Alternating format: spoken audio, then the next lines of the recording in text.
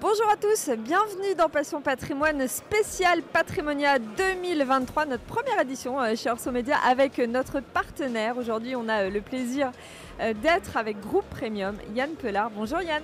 Bonjour Karine. Directeur des opérations et réseau CGP. Et puis on a aussi une autre invitée qui a été justement conviée par Groupe Premium, c'est Pauline Collet d'Alderan. Bonjour Karine et merci Yann. Bonjour Pauline, directrice du développement marketing. Alors on ouvre le bal avec vous deux, on ouvre le bal sur une activité peu connue, en tout cas moi je l'ai un peu découverte avec toi, on va aujourd'hui débattre sur l'activité logistique, mais avant de rentrer dans les détails, je voudrais quand même qu'on parle de vos deux groupes et puis essentiellement bien sûr de Groupe Premium. Yann, est-ce qu'on peut revenir rapidement sur les trois activités, courtage d'assurance, gestion d'actifs et aussi bien sûr conseil en gestion de patrimoine? Rapidement, l'histoire du groupe quand même. C'est bien résumé. Groupe Premium aujourd'hui, c'est pas tout à fait 9 milliards d'encours sous gestion répartis sur trois activités. Donc comme tu le disais, l'activité historique du groupe qui est liée au courtage avec deux réseaux de distribution, un peu plus de 1200 mandataires aujourd'hui, donc Predictis et Cap Finance, donc essentiellement de la distribution d'assurance vie et de produits de retraite individuelle. La deuxième branche du groupe, c'est la gestion d'actifs avec notre société de gestion, Flornoy Ferry, qui est présente d'ailleurs aujourd'hui. Qu'on va accueillir justement tout à l'heure. Sur Patrimonia, effectivement, qui gère aujourd'hui un peu plus de 2,5 milliards. Et puis la troisième branche, la dernière née du groupe, dont j'ai la responsabilité, qui est la branche CGP, qui aujourd'hui embarque un peu plus de 3 milliards d'encours sous gestion, avec ce qu'on appelle 7 cabinets référents, donc une couverture au niveau national qui commence à être intéressante et significative. Et puis des acquisitions locales. Dernièrement, on en a encore réalisé plusieurs. Voilà, donc cette activité CGP qui embarque une relation avec de nombreux partenaires, dont Alderan. Voilà, donc on a le plaisir aujourd'hui d'accueillir Pauline pour en discuter. Alors justement, ça vous tenait à cœur de mettre en avant ces partenaires, de mettre aussi en avant cette relation, cet écosystème, ces interactions. La réflexion en amont justement pour devenir partenaire de Groupe Premium, c'était quoi Pauline ? Alors on a déjà beaucoup de chance parce qu'on habite dans le même immeuble. Oui, c'est vrai qu'il y a déjà une proximité. C'était facile. Donc au-delà du fait que c'était évident, on a entendu beaucoup parler d'eux et puis Yann m'a été présenté par des amis. Bien entendu, c'est vrai que la proximité des immeubles a été une chose facile et ensuite le groupe Premium, 9 milliards d'encours sous gestion, 3 marques, ça présentait de forts axes de développement et c'était évident. Donc c'est opportunité, stratégie. Oui, et puis après, je pense qu'on partage les mêmes valeurs. Et puis quand on s'entend bien avec nos partenaires, c'est la cerise sur le gâteau. Donc on n'a pas hésité à travailler ensemble. Très important, la relation. Et Bien sûr. Yann, rapidement aussi, comment est-ce qu'on sélectionne, comment est-ce qu'on choisit, si on peut utiliser ce mot, ses partenaires? C'est quoi les qualités? Alors, forcément, on a plusieurs critères, notamment en termes de gouvernance produit sur les différentes classes d'actifs. Donc là, en l'occurrence, plutôt la classe d'actifs orientée sur les SCPI. On a fait pas mal de due deal. On a la chance au sein du groupe d'avoir de nombreux experts dans différents domaines et différentes classes d'actifs. Donc assez naturellement déjà l'offre qu'on considérait un petit peu comme disruptive, côté Alderan nous semblait comme une évidence. Donc ça c'est quand même le premier critère. Puis après derrière, c'est toute la partie accompagnement SAV, la présence sur le terrain, les équipes, l'animation. Donc c'est extrêmement important pour nous, à la fois pour bien appréhender l'offre, mais aussi, bien évidemment, c'est pour pouvoir toujours mieux accompagner nos clients, avoir un SAV de qualité, répondre à toutes leurs questions. Et c'est vrai que là-dessus, on peut dire qu'on a toujours de bonnes réponses, en tout cas, en temps et en heure, de la part d'Alderan. Donc c'est assez simple de distribuer l'offre. Alors, on va justement revenir sur cette offre, ou en tout cas sur votre spécialisation en quelque sorte. Enfin, j'imagine que vous faites d'autres choses, mais aujourd'hui, on va se concentrer sur la notion d'activité logistique. Ouais. Est-ce que tu peux déjà revenir sur qu'est-ce que c'est et comment on investit dedans? Alors, je vais commencer par une définition toute simple, la logistique. La logistique, c'est l'art et la manière de distribuer un produit donné à un moment T, à un instant T, dans les meilleures conditions possibles et le plus rapidement possible. Et la classe d'activité logistique regroupe différents types de bâtiments. On doit distinguer les locaux d'activité des entrepôts. Il y aura aussi la classe d'actifs transport. Les entrepôts, les locaux d'activité sont des bâtiments qui ont à peu près les mêmes caractéristiques intrinsèques, hauteur sous plafond, charge au sol, parfois post-stacké pour décharger les colis. Mais il y a une différence, le local d'activité multi-usage et l'entrepôt est à usage unique, soit vous stockez, soit vous faites transiter. Et dans les entrepôts de stockage, ce sont les gros entrepôts plutôt XXL, de massification des flux. Et les entrepôts de transit des marchandises où les marchandises restent moins de 24 heures, on va penser plutôt au quai de messagerie ou à la logistique urbaine. Quai de messagerie, ce sont des entrepôts double face. On imagine des gros postes stackés avec des gros camions qui déchargent des colis et de l'autre côté, des plus petits postes stackés, des camionnettes qui vont livrer soit le consommateur final, soit le point de click and collect. Et le transport, c'est un mix de tout ça.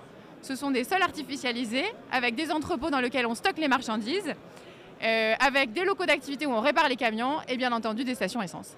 20% des investissements aujourd'hui, c'est un chiffre qui te parle, Pauline? Tout à fait. Avec 17% en actifs logistiques et 6% en part d'activité. Moi-même, en préparant l'interview, je me suis demandé, mais tu viens de répondre, est-ce que c'est forcément toujours en transit ou est-ce que les charges fixes aussi pèsent parce que on pense recyclage, réflexion en amont aussi, on garde du matériel pour le réutiliser, mais en fait tu as répondu, c'est les deux aspects en fait. Oui, tout à fait. Il y a du transit. La logistique, c'est pas que le stockage. Ouais. On pourrait même classifier aussi les usines ou les data centers dans cette classe d'actifs qui est une classe d'actifs au sens large. Yann, chez Groupe Premium, est-ce qu'il y a d'autres partenaires comme ça, CGP, qui font de la logistique? Ou est-ce que pour toi déjà c'est un investissement pertinent et en plein boom là? Alors oui, on trouve ça, comme je disais un petit peu précédemment, assez disruptif par rapport à l'investissement immobilier entre guillemets traditionnel. Ouais. Quand on parlait SCPI, on assimilait souvent plutôt SCPI plutôt au bureau, et qui est peut-être un secteur aujourd'hui un peu plus tendu. Il était assez logique d'essayer d'aller chercher d'autres opportunités sur des thématiques un petit peu différentes. Donc en fait, assez logiquement, on a regardé cette thématique-là avec beaucoup d'intérêt et on a essayé de sélectionner peut-être l'acteur aujourd'hui qui nous semble le plus pertinent sur cette thématique-là, et donc en l'occurrence Alderan. Donc assez naturellement, on s'est orienté vers ce type d'investissement. Pauline, il y avait un historique en avant chez Alderan? Oui, absolument. En fait, Alderan, c'est une société de gestion de portefeuille immobilier lancée en 2015, agréée AMF en 2017. C'est aujourd'hui un peu plus d'1,3 milliard d'actifs sous gestion pour une quarantaine de personnes très rapidement. Mais c'est surtout l'émanation d'un family office immobilier de 2 entrepreneurs du domaine de la logistique. Le fondateur de Novalliance, qui était une des plus grosses plateformes françaises de transport et de logistique, et son directeur immobilier au début des années 90. Et donc en fait, c'est juste l'histoire d'une success story. Au départ, on fait des club deals dans notre coin via le family office immobilier. Et puis après, pour aller capter des opérations de taille plus importante, on décide de faire des fonds régulés. Et enfin, on décide de devenir autonome et de faire aussi le fonds de management, puisque à ce stade, toutes les fonctions clés de l'immobilier étaient déjà internalisées. Et donc, on a lancé notre société de gestion en 2015. Alors, allons-y. Comment est-ce qu'on investit dans la logistique et puis c'est quoi les perspectives? Déjà, est-ce que le marché, une petite analyse là, du marché actuel? Alors, on ne va pas cacher que le marché actuel est un peu mouvementé, est un peu chahuté. La chance qu'on a sur la classe d'activité logistique, c'est qu'elle a repricé très vite dès l'année passée.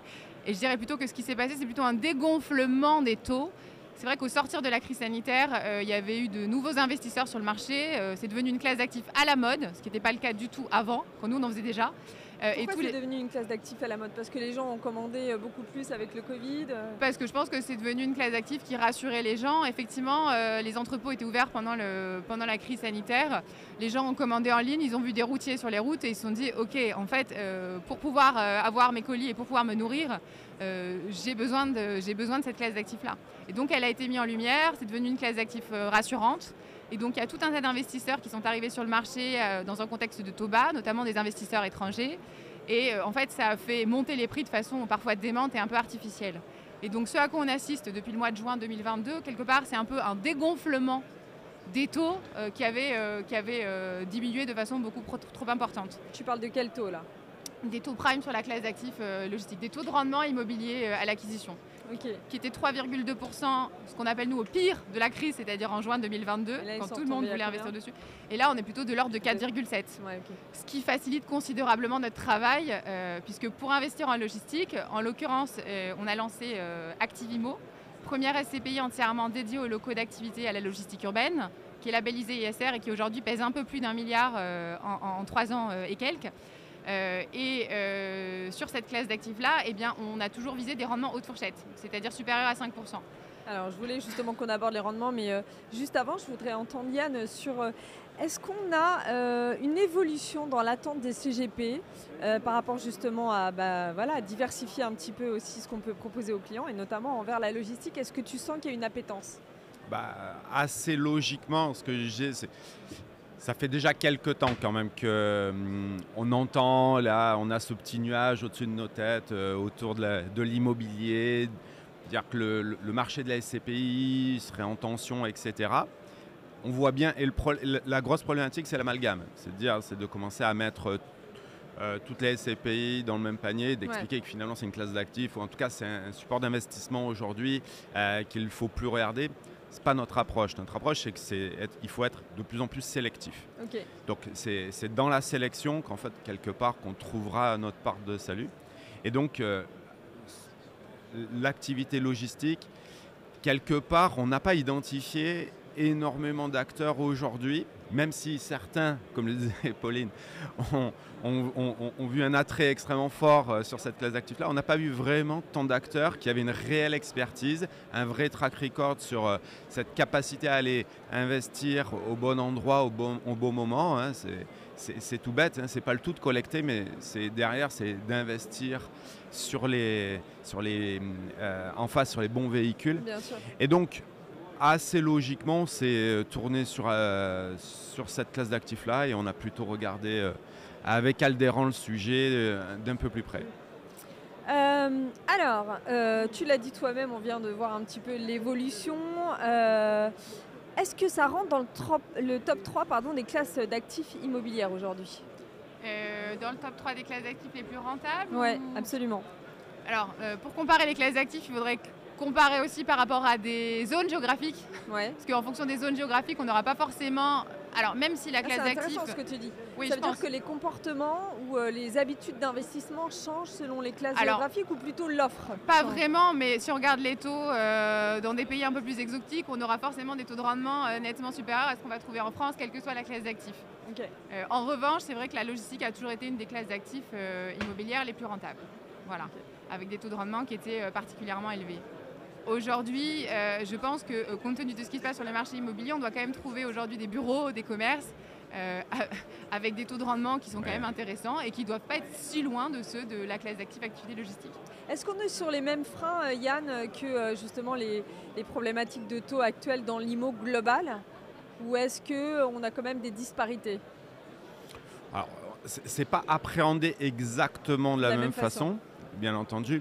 Mais nous, simplement pour revenir aussi sur ce que tu disais tout à l'heure, il est très clair que cette classe d'actifs-là, on la regarde toujours, comme toutes les classes d'actifs de toute façon, on le regarde toujours dans une logique de diversification. Donc, c'est forcément appréhendé de manière raisonnée, raisonnable pour nos clients et investisseurs. Et une des grandes forces en fait, qu'on voit dans cette classe d'actifs, quelque part, on a toujours besoin de faire beaucoup de pédagogie vis-à-vis du client final. C'est comprendre l'investissement réalisé, pourquoi aller là et comment ça va se comporter. Et surtout, lorsque le marché est un peu plus tendu, quand vous avez un client qui a bien compris le support sur lequel il a investi et le comportement possible de ce support-là, finalement, on peut traverser toutes les périodes. Ouais. Et y compris, surtout, ce qui nous intéresse, c'est traverser les périodes qui peuvent être un peu plus compliquées. Et là, la logistique, et c'est vrai, s'il fallait voir des aspects un peu positifs dans la période qu'on a traversée, Covid, c'est vrai que finalement, et Pauline l'a bien résumé tout à l'heure, c'est-à-dire que pendant cette période-là, on voyait quand même des camions circuler, on voyait quand même les livreurs de certaines grandes marques nous livrer les biens qu'on commandait sur Internet. Donc on voyait bien quand même que c'était une activité qui avait, dynamique, qui avait toujours le vent en poupe. Et donc finalement, les investisseurs se projetaient assez aisément là-dedans. Alors, tu parles d'investisseurs, justement, c'est quoi la cible ? C'est B2B, B2C ? Est-ce qu'il y a un ticket moyen ? Voilà. Alors, soyons concrets. Chez Aldéran, nous, on se concentre essentiellement sur le B2B. Ouais. Il y a des gens à côté de moi, et Yann ne me contredira pas, je le crois, qui sont très forts dans le B2C, donc on les laisse faire. Et nous, effectivement, nos partenaires, ce sont essentiellement des conseillers en gestion de patrimoine, Il y a quelque part très peu d'assureurs, ça représente moins de 5% de la capitalisation de la SCPI et très peu d'institutionnels puisque c'est là aussi moins de 5% de capitalisation de la SCPI.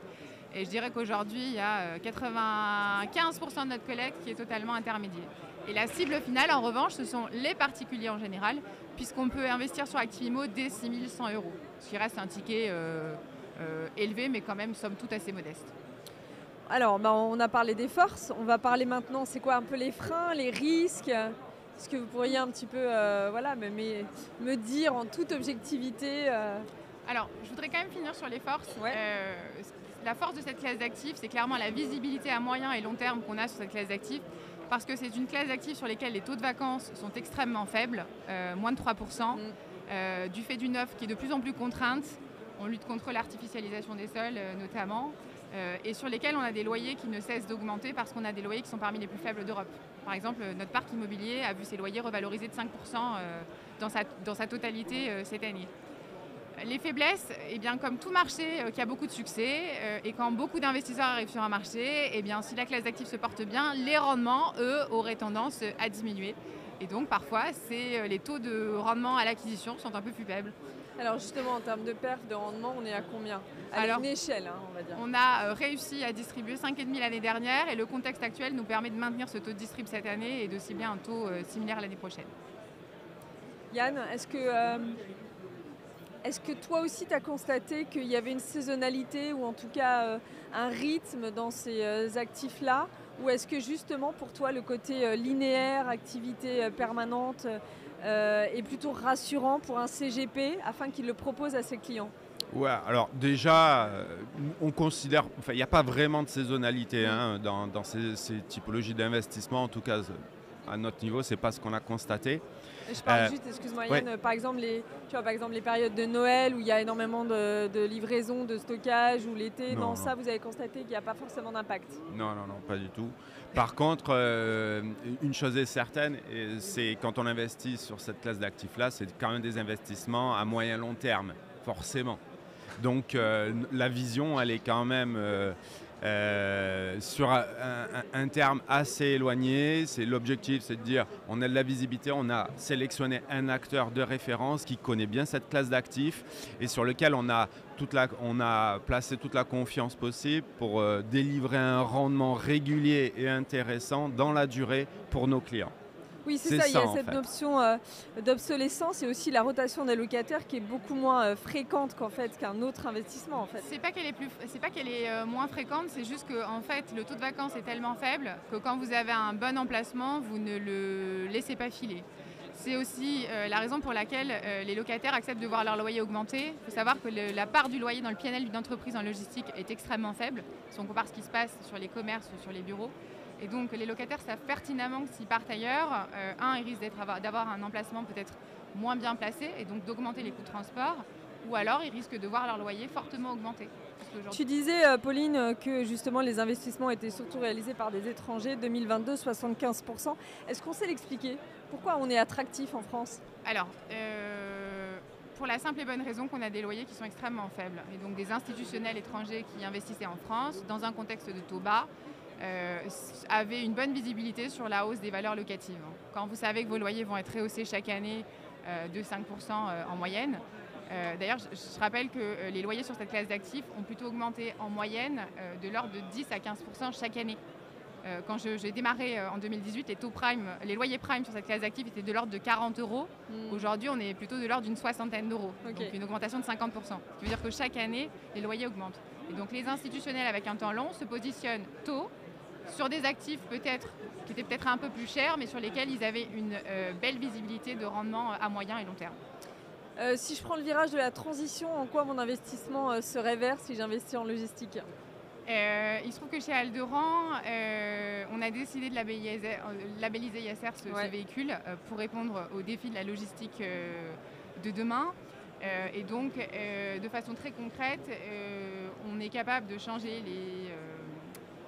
on peut passer à l'éclairage LED pour améliorer la vie des salariés, le quotidien des salariés, ou alors on met des panneaux photovoltaïques pour réduire les coûts énergétiques.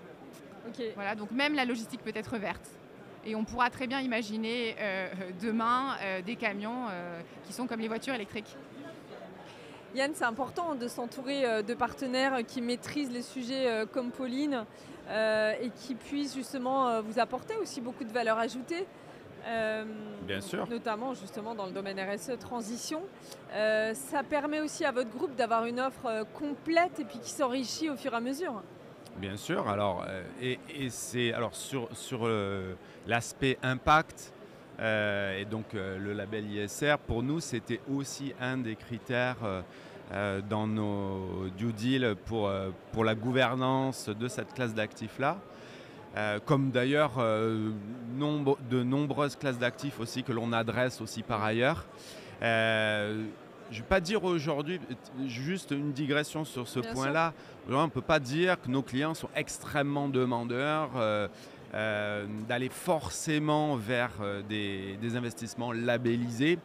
D'ailleurs, aujourd'hui, des labels, il y en a plusieurs. C'est assez difficile finalement pour un client final de s'y retrouver. Donc notre rôle aussi, c'est de les accompagner, d'essayer de faire de la pédagogie pour leur expliquer les différents labels et quel impact, quel sens ils peuvent donner à leur investissement. Donc là, en fait, quelque part, en travaillant cette classe d'actifs avec Alderan, finalement, on coche pas mal de cases. C'est-à-dire qu'on est sur une classe d'actifs différente, un petit peu disruptive, sur laquelle on considère qu'il y a de la visibilité dans le temps, qui délivre un rendement intéressant pour nos clients, et en plus, quelque part labellisé, donc avec un impact environnemental qu'on peut, pour lequel on pourra rassurer nos clients sur le fait qu'ils aient donné un peu de sens à leur investissement. Donc finalement, ça sonne un petit peu comme une évidence. C'est quoi l'actu pour finir chez Alderan, Pauline ? Alors l'actualité, elle est multiple. Notamment le renforcement de toute l'équipe d'Alderan et notamment l'équipe commerciale. Mais c'est surtout le lancement d'un second véhicule. D'accord, je peux en savoir un peu plus quand même. Oui, alors on lancera bientôt Comet, une SCPI internationale diversifiée qui investira exclusivement hors de France. D'accord, et SCPI aussi toujours en logistique, j'imagine? Non, pas que de la logistique, vraiment diversifiée. C'est le bon moment de sortir des SCPI? Ça fait pas peur? Je pense qu'on a eu toujours beaucoup de chance quand on a lancé nos véhicules chez Alderan. Premier véhicule, Activimo, on l'a lancé juste avant la crise sanitaire qui a mis en lumière la classe d'actifs. Le second véhicule devrait être lancé dans un contexte de marché où on a des opportunités immobilières notoires. Et donc, si la collecte est au rendez-vous, normalement, les rendements devraient l'être aussi. Bon, et l'actu avec Premium, c'est quoi? C'est continuer à travailler ensemble sur des projets communs on va bien évidemment regarder avec beaucoup d'attention le nouveau véhicule chez Alderan. Bien sûr. Et on va voir s'il y a de l'appétit chez nos différents cabinets qui pourraient distribuer l'offre. Et puis évidemment auprès de nos clients finaux. Merci à vous deux. Pauline Collet, vous êtes directrice du développement marketing chez Alderan. On peut vous contacter directement sur LinkedIn, comme je l'ai fait. Et Yann, bien sûr, notre partenaire Yann Pelard, directeur des opérations réseau CGP chez Groupe Premium, qui sera avec nous toute la journée, selon les moments. Mais voilà, en tout cas, on a le plaisir d'être en partenariat avec vous pour cette première interview et session de Passion Patrimoine spéciale Patrimonia. Merci Karine. Merci.